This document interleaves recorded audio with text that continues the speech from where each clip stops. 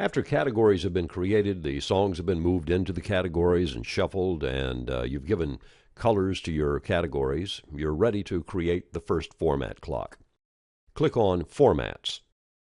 Open the File menu and select New, and give your new clock a name.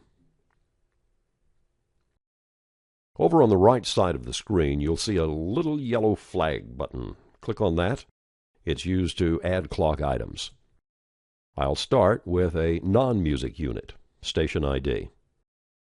This is the only non-music category that I've created so far. In the future, I'll have categories for voice tracks, station promos, maybe some jingles, and some artist drops. Click the Music button and begin adding song categories. Double-click on a category name, and it's added to the clock.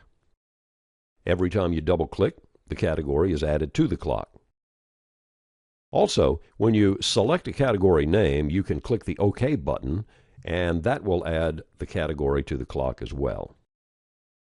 These category slices are proportionately the size of the average length of the songs within the category.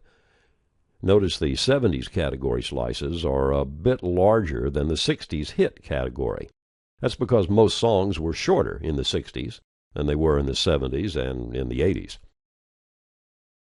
When a clock is used to schedule, the slice size will always adjust to the size of the song that actually gets dropped into that slot. So when Music One schedules, say, Stairway to Heaven, which is a 7-minute song, the slice is going to expand to match the length. On the other hand, if a short song gets dropped into the slot, that slice will get smaller. At the bottom of the screen, you see the average content time that this clock will have. That will be the average. It will never be the actual time, because every hour where this clock is used will have different songs scheduled into all of the slots. So some hours are going to be a little longer than this, some hours are going to be a little shorter than this number. You can overschedule the clock too, and many stations do overschedule some hours. Once you pass 60 minutes in average content, Music One begins building the overschedule slots on the left side of the screen.